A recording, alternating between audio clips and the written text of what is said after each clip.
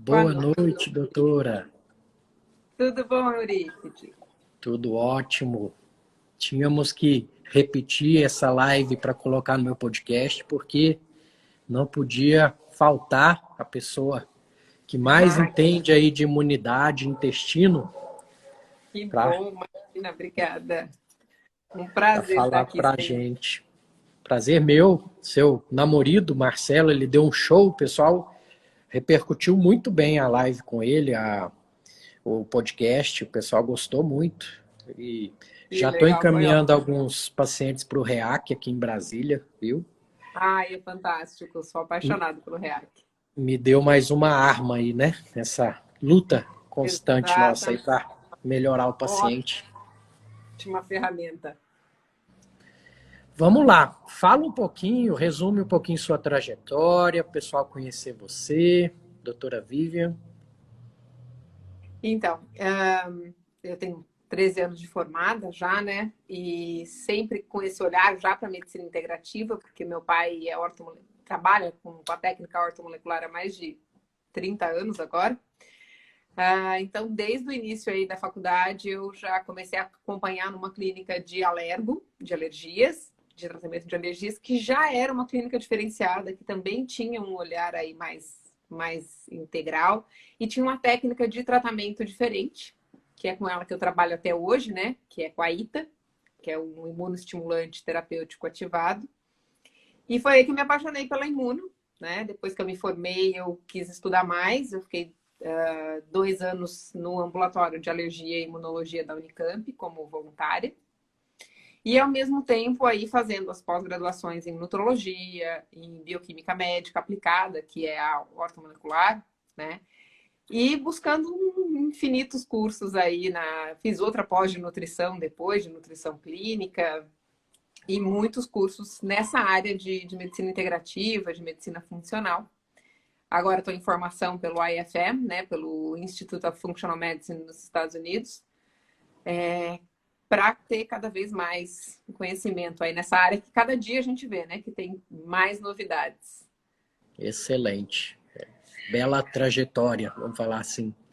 Obrigada. Vamos entrar nos nossos assuntos, um bate-papo mesmo, né? Eu vou me Vocês estão comportar me vendo como. bem? Porque eu estou te vendo. Eu estou te vendo bem. Tá, estou te vendo de quadriculadinhos. Daqui a pouco deve normalizar. Então tá, se o pessoal está nos vendo bem, ouvindo bem, tá ótimo. Isso. É, eu vou fazer algumas perguntas, me comportando como um leigo mesmo, para a gente fazer um raciocínio bem legal para o pessoal entender, né? Então, Sim, doutora, o que que tem a ver imunidade com o intestino?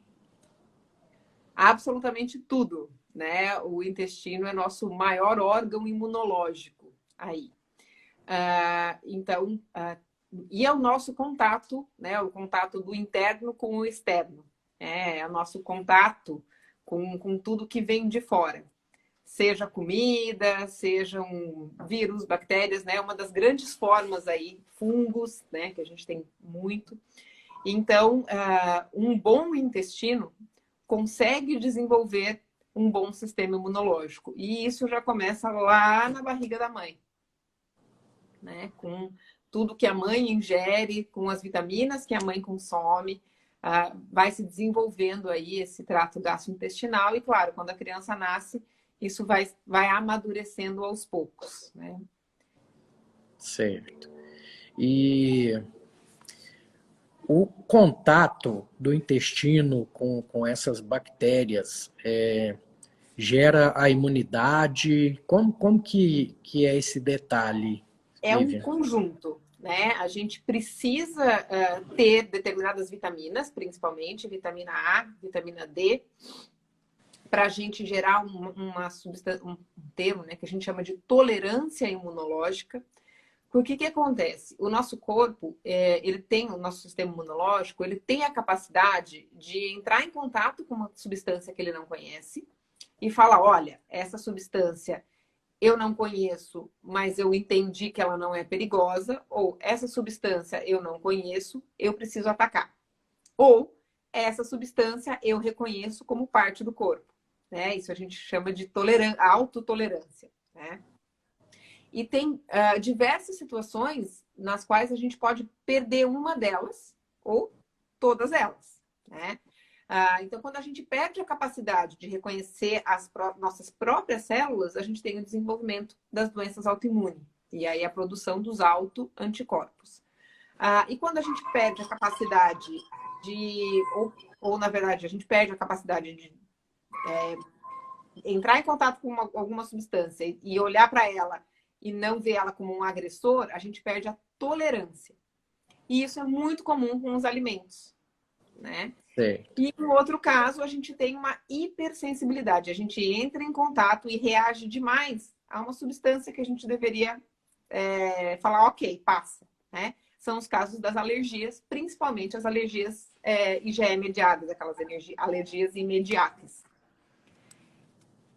E uma boa flora bacteriana, não só bacteriana, né? Hoje a gente sabe que tem vírus, tem fungos que estão ali, estão formando a nossa.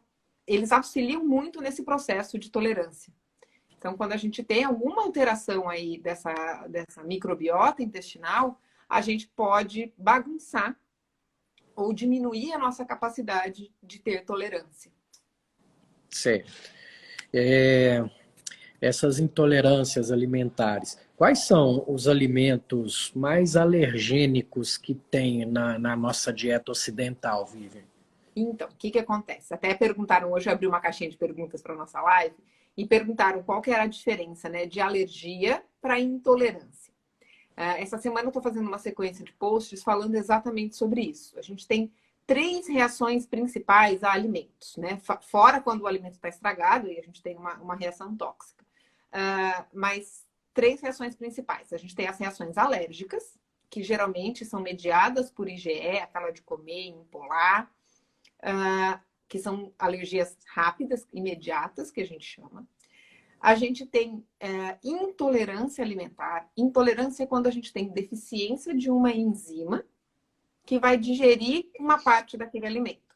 Então, a mais comum aí é a intolerância à lactose, né? Mas a gente pode ter intolerância à frutose, intolerância à histamina. A intolerância, ela pode ser transitória ou não.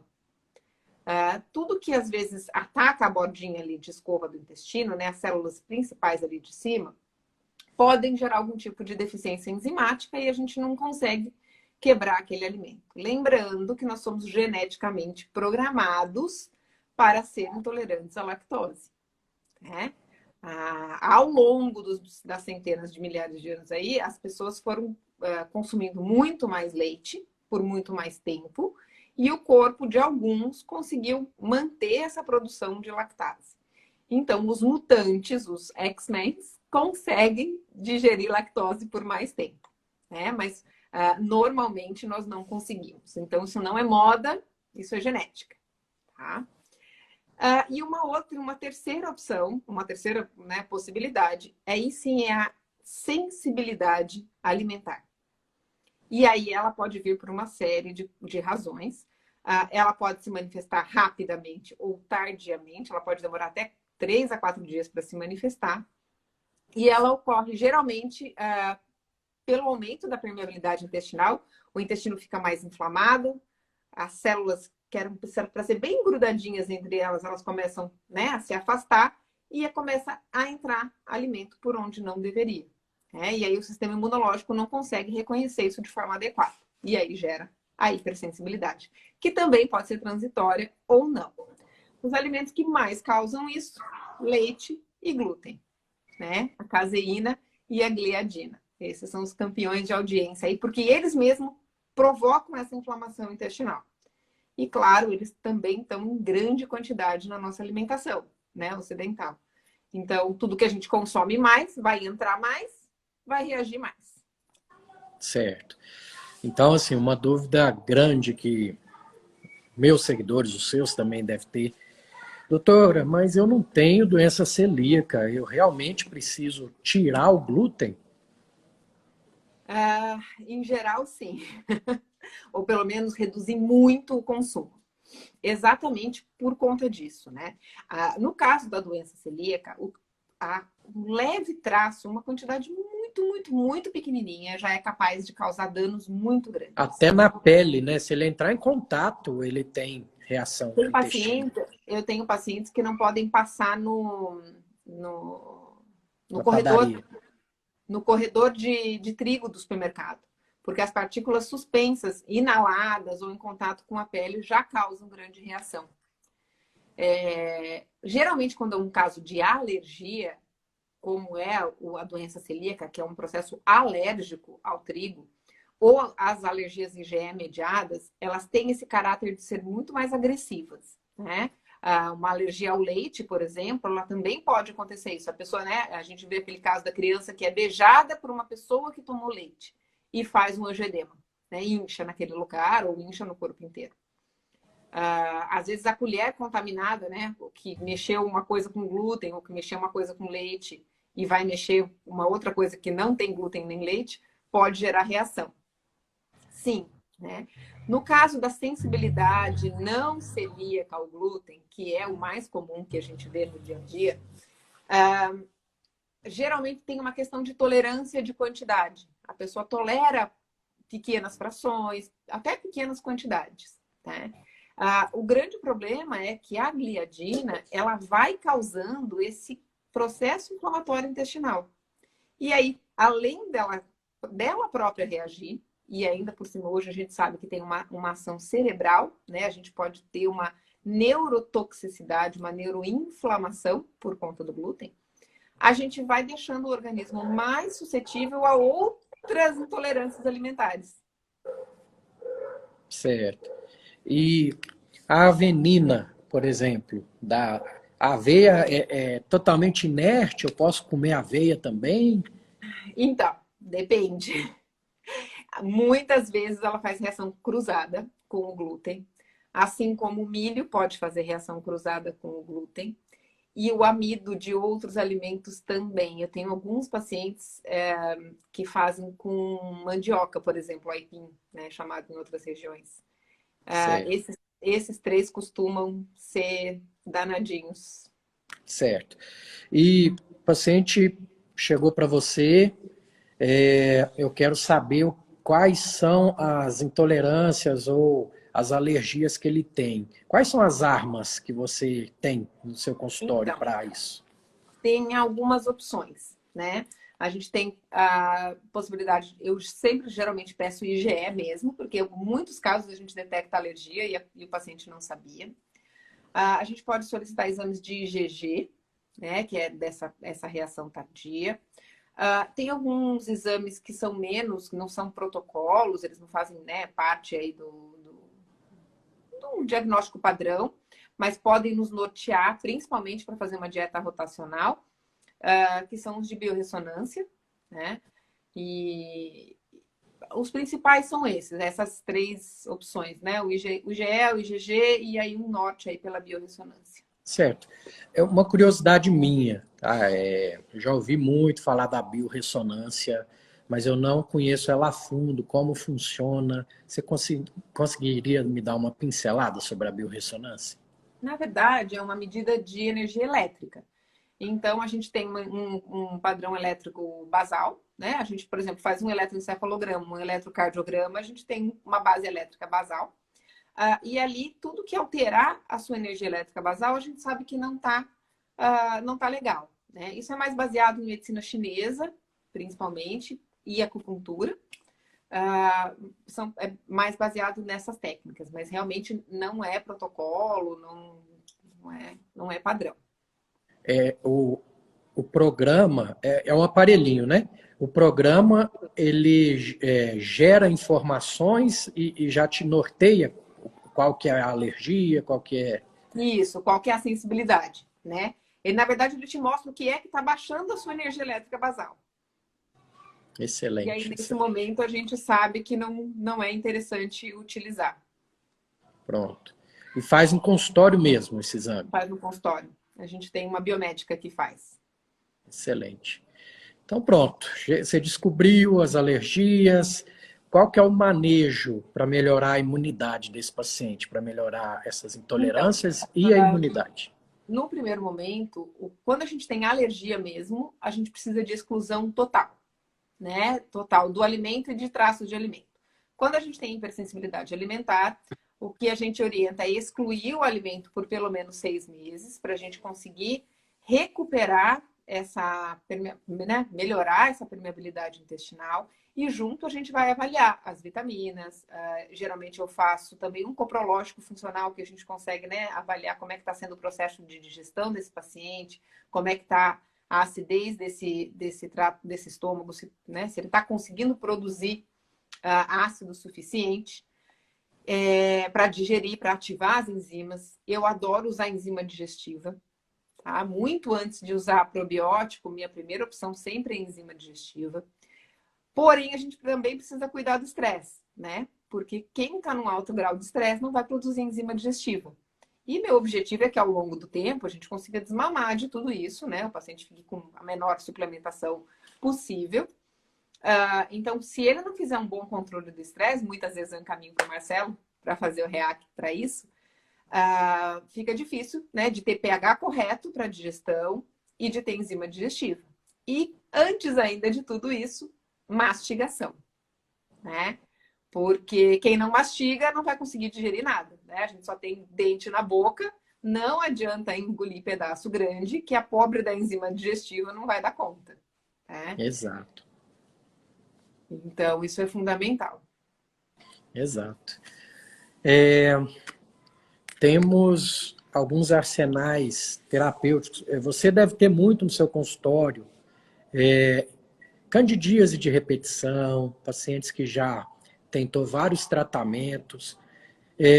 Alguns meses atrás eu conheci as beta-glicanas, que eu não sabia manejar ainda. Hoje eu já manejo, já indico para os pacientes. Qual que é o princípio das beta-glicanas?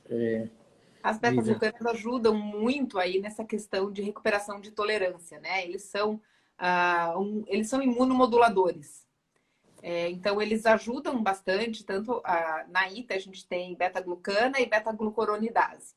São duas substâncias que auxiliam bastante o sistema imunológico nessa questão de pegar o pedacinho do alimento, geralmente é uma proteína, essa que é a fração alergênica que a gente fala, e apresentar ela corretamente para o sistema de defesa.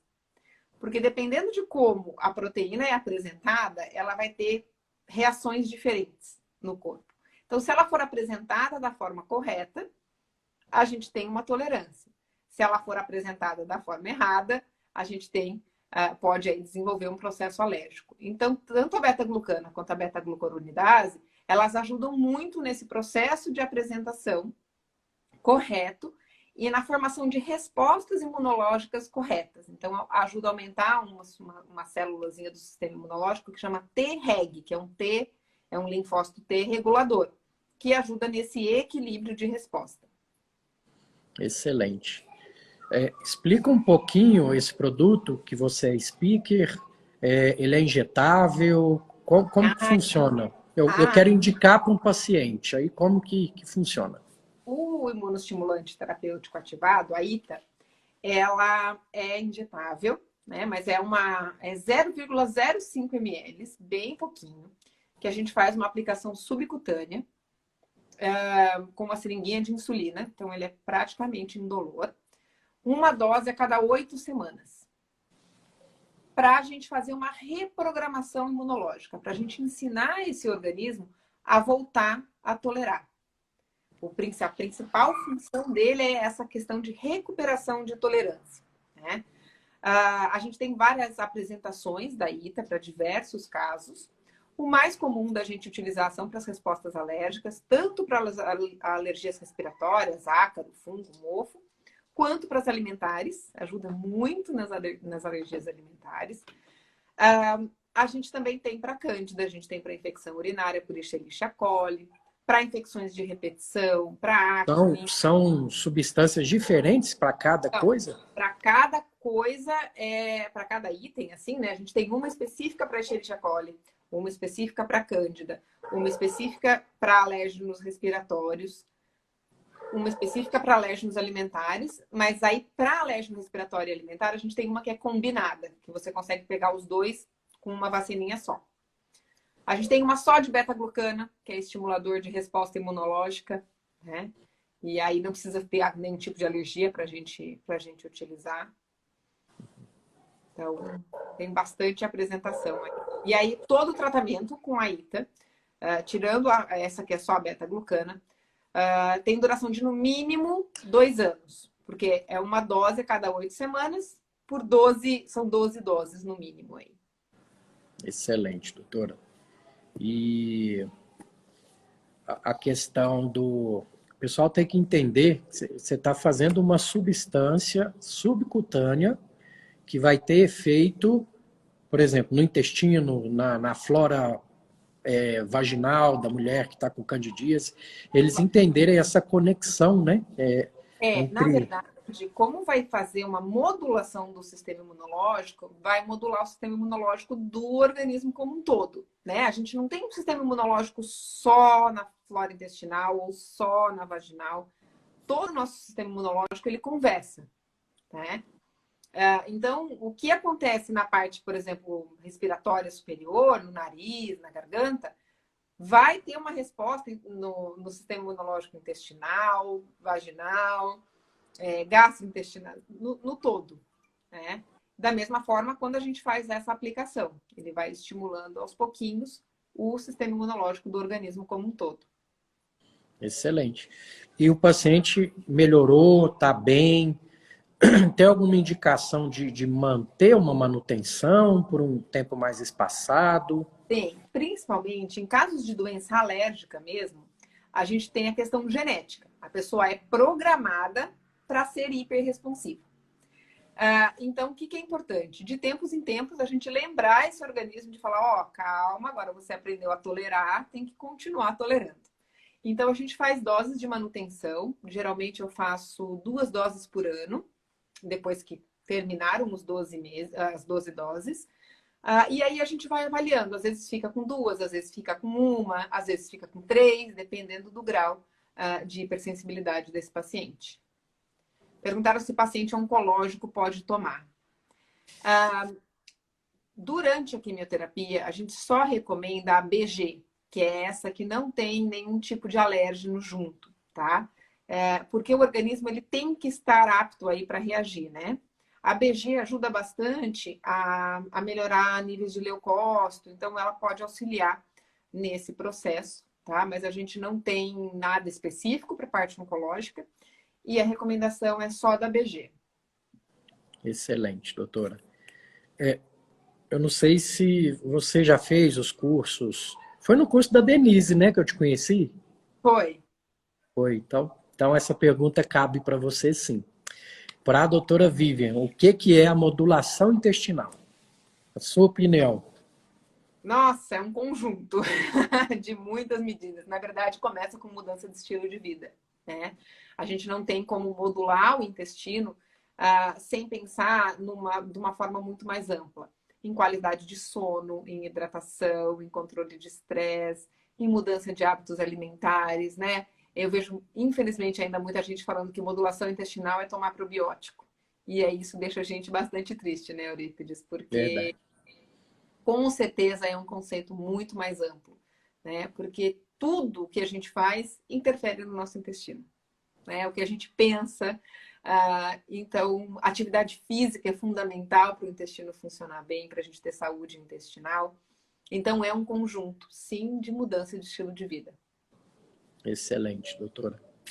Como a gente tem tempo, eu sou um pouquinho egoísta, eu gosto de aproveitar do conhecimento do meu convidado para aprender também, Se né? puder ajudar, estou aqui para isso. É um egoísmo bom, vamos falar assim. Com certeza. Na sua clínica, você trabalha muito com injetáveis, Vivian? Em Trabalho geral? bastante. Até porque quando a gente tem esse estado aí, né, de um intestino hiperpermeável, que não tá legal, a gente acaba tendo muita dificuldade de absorção de nutriente. Então, se a gente dá muita cápsula para o paciente, muito ele não consegue absorver. Muitas vezes ele acaba tendo desconforto gastrointestinal por conta do volume de cápsulas, né? Então, as vias, tanto intramuscular quanto endovenosas, muitas vezes auxiliam bastante. A gente tem, primeiro que quando a gente dá no soro, na veia, a gente absorve praticamente 100%, né? Segundo, que a resposta é muito mais rápida. Então, o paciente já tem uma melhora maior, mais rápida. Né? Eu gosto bastante de usar os injetáveis. Certo. E para o intestino injetável, o que, que você costuma usar? Assim, precisa ser falar a dose, nada, só mais ou menos o composto que ajuda no intestino. Uma Olha, disbiose, alguma coisa assim. na verdade, a gente procura também ajudar bastante a questão hepática e a parte do emocional, da questão da ansiedade. Então, eu gosto muito de alguns aminoácidos, teanina, fenilalanina, o próprio 5-HTP, que é o 5-hidroxitriptofano, as vitaminas do complexo B, magnésio para o intestino é essencial, né? Então, esses são substâncias que eu uso bastante no soro. Excelente. O magnésio, ele é importantíssimo mesmo, porque mesmo comendo saudável hoje em dia, os alimentos estão com uma falta de magnésio, né? E o Sim. magnésio é a molécula rei. Está em todos os processos, né? Para um corpo saudável. Então, entrando nisso, já estou bem, estou saudável, cuido da minha saúde, cuido da minha alimentação. Eu estou naquela parte de sintonia fina. Vamos falar assim, você, doutora Vivian, que eu sei que se cuida, que se alimenta bem, Ixi. quais os tipos de suplemento que você usa? Então, magnésio é um deles, né? Eu brinco assim, que a gente pode tomar um caminhão de magnésio, eu acho que nunca vai ser suficiente, porque ele está envolvido aí em mais de 300 reações orgânicas, então a gente realmente precisa muito dele, né? Magnésio eu utilizo bastante. Eu gosto muito essa época do ano do Imuno TF, que é um imunomodulador também. A lisina, que é um aminoácido também, que é imunomodulador, principalmente para infecções virais, candidíase e herpes. Zinco, que é um outro mineral que muitas células utilizam. A gente precisa dele para tireoide, para a parte hormonal, para a parte imunológica. Vitamina C, um excelente antioxidante, né? Que mais que eu costumo utilizar de rotina? Biosil, que é o silício orgânico, que eu adoro para ajudar aí na sustentação do colágeno, então melhora a pele, unha, cabelo. Sou fã do Biosil. Eu te perguntei justamente por isso, porque vocês mulheres usam umas cocitas más aí para a pele, para cabelo.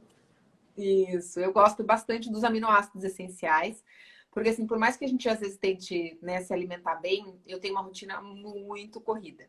Então, nem sempre eu consigo. Por exemplo, hoje na hora do almoço, deu tempo de eu comer uma saladinha, e é isso que minha mãe fez, e só. Aí faltou proteína, né? Então, eu gosto bastante de complementar com aminoácido essencial. Eu uso muito o AminoRite. Então, isso eu uso de rotina. Muita água, né? Infelizmente eu não estou conseguindo ter o ritmo de atividade física que eu gostaria, então nem sempre a gente está tão certinho assim. Mas tem coisas que a gente realmente tem que manter, porque o consumo do dia a dia é muito grande, né? Então, por mais que a gente aí tenha uma rotina legal, a gente precisa realmente de um suplemento ou outro. Excelente, excelente. Eu sempre peço, acho que tem uma pergunta aqui. Ela está suplementando, não está absorvendo, as cápsulas estão saindo nas fezes. Pode estar com uma dificuldade de absorção, pode estar com um biofilme aí, fúngico ou bacteriano, né? Fúngico e bacteriano, que não está deixando fazer essa absorção. Um coprológico funcional ajudaria aí, não ajudaria, Vivian? Para saber? Ajudaria, com certeza. Certo. Ó, estão E perguntando. das perguntas que te enviaram, você lembra de alguma interessante para a gente? Perguntaram se a alergia ao glúten tem cura. E aí, o que que acontece? Se a pessoa é celíaca, ela é geneticamente programada para ser celíaca, né? Então, não tem jeito. Eu falo, a ITA para o glúten, ela só serve para ajudar na questão de tolerar traços, de tolerar contaminação cruzada. Ela não vai resolver a questão da doença celíaca, né? Na doença celíaca é exclusão total, permanente do glúten. E às vezes dos semelhantes, né? Como a gente comentou, a questão da aveia, do milho. Então, para isso, infelizmente, não tem. Quando é sensibilidade não celíaca ao glúten, o uso de algumas enzimas digestivas, principalmente contendo uma enzima que chama DPP4, pode ajudar bastante. Mas é para usar de vez em quando, não diariamente, né? Aqui no Brasil, a gente tinha uma enzima com DPP4 disponível para comprar, que era a Zymelift da Essential. Só que agora eles saíram, hoje ela só está disponível para manipulação. A DPP4 a gente encontra mais fácil realmente nos sites nos Estados Unidos. Certo. Eu costumo fazer uma pergunta para os meus convidados, né? Que eu sou viciado em livros, livro físico, que eu pego na mão, abro, leio. Eu também só consigo ler esses. Pronto. Euripides, é isso. Hã? A gente está idoso. É a idade chegando, Mesmo né? parecendo assim, novinhos. Então, livros que mudaram sua vida, pode ser na área de medicina, qualquer área. Livros que te marcaram. A Profecia Celestina é um livro que eu li quando eu era bem novinha, devia ter uns 12 anos, 13, eu acho. Mas eu nunca acreditei em coincidência, né? E é um livro que fala muito sobre isso, sobre a questão de energia das coisas, das pessoas, das plantas, como é importante a gente ouvir nossa intuição. Então, eu acho que Aí eu li esse livro depois, muitos anos depois, e é engraçado que quando a gente relê algum livro, a gente vê de forma diferente, né? Claro, porque a gente está numa época de vida diferente, outra compreensão. Mas é um livro bem fácil de ler, porque é uma historinha, quase uma aventura, meio um romance. Mas é com conceitos assim fantásticos para a vida mesmo. Muito bacana. Pai Rico, Pai Pobre. É um livro que faz a gente ter uma consciência financeira e importante, que a gente acaba que a gente não tinha, né? Nunca teve, nunca tive essa educação financeira. Então, o meu irmão, que trabalha muito com gestão, foi um dos primeiros livros que ele leu, que também mudou a vida dele. E eu acho que também faz a gente pensar bastante coisa aí, é muito interessante. Um livro que o Marcelo tem, que eu não consegui acabar ainda, mas que tem uns melhores conceitos aí, que é As Zebras Não Têm Úlcera. Eu acho que ele até comentou. Né? Que fala sobre a questão do estresse e como esse estresse influencia em absolutamente tudo na nossa vida. Certo. Esses 3 livros são realmente muito bons. E como você, doutora Vivian, faz para trabalhar o estresse na sua vida? Ai, meu Deus. Bom, eu tô trabalhando isso ainda, na verdade. Essa questão da quarentena aí veio para nos ajudar, eu acho, a rever prioridades. Eu falei que eu sempre quis trabalhar meio período. Agora eu tô quase conseguindo, mas é diário, eu tento relaxar à noite um pouquinho pelo menos, rezar, ter alguns finais de semana só para relaxar, porque não é tão fácil assim. Balé, eu amava fazer balé, quero ver se eu consigo voltar, as questões de horário, mas era para mim uma terapia. Fui fazer balé depois de velha e era minha terapia, assim, eu quero agora ver se eu volto. Excelente, doutora. Para a gente finalizar, projetos futuros, como o pessoal te encontra, o espaço é seu, pode. Obrigada. Na minha bio tem o linkzinho direto aí para falar com o WhatsApp da minha equipe, então tá ali. Também tem o link do site. No meu perfil tem bastante informação, tem várias lives também lá salvas, com muita informação. Projetos vários, né? Eu acabei de dar um curso agora, estou dando curso para médico, já tem um tempinho. E agora a gente vamos ver aí, eu quero fazer um trabalho mais voltado agora para a questão de enxaqueca. Eu tenho muito paciente com enxaqueca. Então, essas próximas semanas a gente vai estar falando bastante sobre enxaqueca e tem tudo a ver com a questão intestinal, né? E é isso, muitas aulas, muitos atendimentos, agora atendimento online, né? Atendimento para o Brasil e fora do Brasil. A gente está tentando otimizar o tempo para conseguir atender todo mundo aí. Pronto. Excelente, doutora. Quer fechar com alguma coisa? Não podia faltar no meu podcast e agora Obrigada, é um já prazer. está. Eu lembrei que alguém perguntou se intolerância alimentar tem cura. A intolerância, sim, na verdade, conforme a gente vai tratando o intestino, né? Conforme a gente vai fazendo essa modulação intestinal, isso pode demorar 6 meses, como pode demorar alguns anos, às vezes, né? O que requer paciência e dedicação, né? E consistência. Eu acho que essa é a palavra-chave. Porque as pessoas falam, eu tirei o glúten e o leite uma semana e não mudou nada, né? Uma vida inteira consumindo. Então, realmente é uma coisa que precisa de constância, né? Precisa ser diário aí, esse conjunto de mudança de hábitos. Então, entender que o intestino é o nosso queridinho, porque ele realmente influencia em absolutamente tudo. E a gente precisa cuidar bem dele, cuidando bem da gente, né? Exato. Fazendo boas escolhas. O que eu falo que a verdadeira saúde, ela começa nas escolhas. Pronto. Pessoal, entra, sai convidado e a conclusão é sempre essa, Vivian. Não tem pílula mágica, não. Você que tem que fazer por você, né? Nós médicos estamos aqui para te ajudar a trilhar, mas quem muda é você. Nós orientamos, né? A gente ajuda a fazer escolhas melhores, mas quem vai fazer a escolha no dia a dia é cada um, né? E são várias escolhas diárias, não é uma só. É escolher. A gente primeiro tem que escolher se gostar e escolher viver melhor cada dia, né? Claro que nem sempre é fácil, como eu falei. Agora, eu não estou conseguindo fazer atividade física. A gente entende que em determinados momentos a gente prioriza algumas coisas. Agora, se eu não estou fazendo atividade física, eu tenho que ter atenção maior ainda à alimentação, atenção maior ainda ao sono, atenção maior ainda à hidratação, né?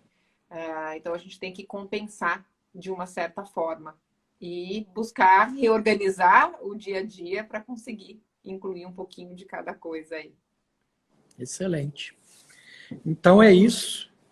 Fica com Deus, gratidão sempre. Prazer estar aqui. Gente, se ficou alguma dúvida que a gente não respondeu, manda lá no direct que a gente tenta responder.